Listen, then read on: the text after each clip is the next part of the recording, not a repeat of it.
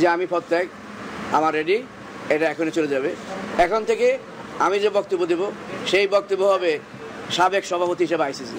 মোস্তফা কামালের পদত্যাগের ঘোষণাটা বিনা মেঘে বজ্রপাতের মতো নয়, কারণ ক্রিকেট আকাশে অনেক আগেই মেঘের জমাট বেঁধেছিল। যখন ভদ্রলোকের ক্রিকেটে অন্যায়, অবিচার, অসৎ ব্যক্তিদের ইশারায় বিশ্বকাপের কোয়ার্টার ফাইনালে বাংলাদেশের স্বপ্নের ডাকাতি হয়, এরপর বিদ্রোহী হয়ে ওঠেন আইসিসির সভাপতি, কারণ সেটা যে তার দেশের বিরুদ্ধে ষড়যন্ত্র ছিল। তাই তিনি বজ্রকণ্ঠে প্রতিবাদ করেছেন বিশ্বকাপে বাংলাদেশের অধিকার কেড়ে নেওয়া হয়েছে বলে। মেলবোর্নের মাঠে প্রথম খেলা হলো স্পাইডার ক্যামেরা বাদ দিয়ে। যেভাবে অন্যান্য খেলার টেকনোলজি ব্যবহার করা হয় সেদিন টেকনোলজি ব্যবহার করা হলো না। সেখানে জায়ান্ট স্ক্রিনে লেখা আছে, জিতেগা রে ভাই জিতেগা, ইন্ডিয়া জিতেগা। আমাদের হক অধিকার কেড়ে নেওয়া হচ্ছে জোর করে, গায়ের জোরে।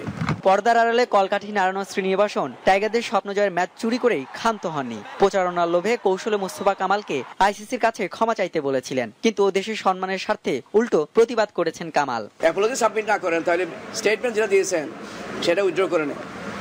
আমি বললাম যে সেই স্টেটমেন্ট আমি উইথড্র করবো না। সেই স্টেটমেন্ট হচ্ছে 16 কোটি মানুষের মনের কথা।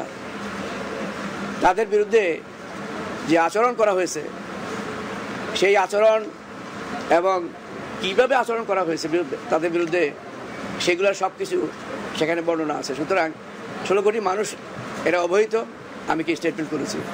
শ্রীনিবাসনের অপকর্ম সরজমিনে প্রত্যক্ষ করেছেন মোস্তফা কামাল। দেশে ফিরে চূড়ান্ত সিদ্ধান্ত জানানোর পর লিখিত এক বক্তব্যে দেশের সীমানা ছাড়িয়ে শীর্ষ সংগঠক হয়ে ওঠার পিছনে সবার প্রতি কৃতজ্ঞতা তার। মাই respected 160 million Bangladeshis and my respected all the global cricket players, cricket organizers and cricket patrons. Mostafa কামালের বিশ্বাস, তার এমন আপোষহীন প্রতিবাদে কিছুটা হলেও বিশ্ব ক্রিকেটে থাকা কালো ছায়া সাবধানী হয়ে উঠবে। আমরা নিজের মতো করে কিছু করতে পারি। হুমায়ুন কবির রোজ, সময় সংবাদ, ঢাকা।